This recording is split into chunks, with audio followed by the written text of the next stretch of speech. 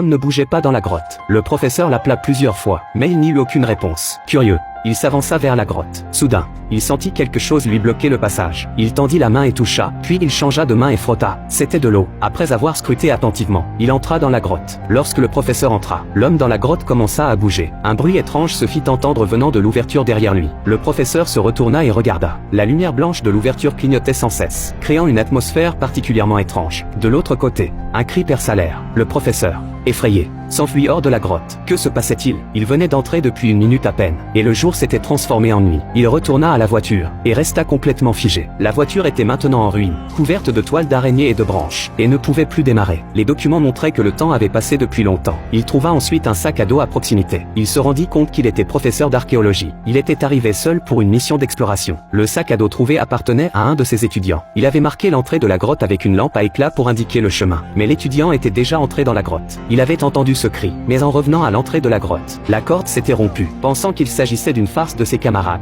il n'y prêta pas attention. Mais à l'intérieur de la grotte, il découvrit par accident un de ses camarades. Et dans la caméra, son camarade attendait dehors depuis un an. N'en pouvant plus, il était descendu dans la grotte pour les chercher. Mais la corde avait cédé, et il était tombé lourdement. Il n'était dans la grotte que depuis quelques minutes. Mais la lumière à l'entrée clignotait sans cesse. La fille décida de monter pour vérifier. À mi-chemin, elle sentit l'air se modifier constamment. Elle lut difficilement le passage et sortit de la grotte. À l'extérieur, c'était un désert. L'air était incroyablement rare, et la respiration était devenue difficile. Un énorme vent de sable s'approchait lentement. Un vaisseau spatial triangulaire flottait dans les airs. Elle se hâta de retourner dans la grotte, et informa ses camarades. Mais ses camarades lui dirent qu'elle était montée et redescendue en quelques secondes seulement. La fille comprit alors les rayons de soleil qui clignotaient sans cesse. C'était en fait le passage du temps. Une minute dans la grotte équivalait à une année à l'extérieur. La corde n'avait pas été coupée par quelqu'un, mais c'était simplement usée à cause du passage du temps. En calculant ce ratio, ils étaient dans la grotte depuis quelques heures. Mais à l'extérieur, des siècles avaient peut-être passé. Soudain, un faisceau lumineux pénétra dans la grotte, s'enfonçant profondément dans le sol. C'était une barre de fer. Elle se transforma lentement en un escalier. Puis un homme du futur descendit. Son équipement était très avancé. À ce moment-là,